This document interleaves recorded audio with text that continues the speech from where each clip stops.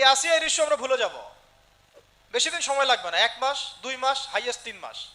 এর আগেও বহু ইস্যু আমরা এসেছে ভুলে গেছি, একটার পর একটা এসেছে, একটার পর একটা ভুলে গেছি আমরা, এবং যাবো ভবিষ্যতে। লিখে নেন আপনারা, এই বাচ্চার কথা কেউ মনে রাখবে না, এই বাচ্চাটার কথা কেউ মনে রাখবে না। 3 মাস পরে, 6 মাস পরে, 1 বছর পরে আরো নতুন ইস্যু আসবে, আরো নতুন পাপ হবে, আরো বড় বড় ঘটনা ঘটবে। এরপরে মানুষ এই বাচ্চাটাকে ভুলে যাবে। এই বাচ্চাটা কি তার মৃত্যু যন্ত্রণা ভুলতে পারবে? তার সম্মানহানি ভুলতে পারবে? তার পিতামাতাকে ভুলতে পারবে?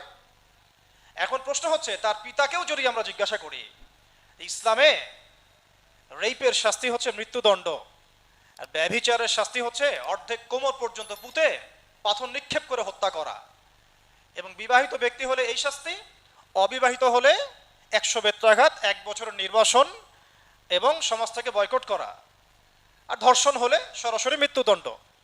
3 মাস সময় লাগার কথা না, 3 দিনের মধ্যেই করা সম্ভব। এটা শরিয়া আইন, এটা আল্লাহ রাব্বুল আলামিনের শরিয়া বিধান।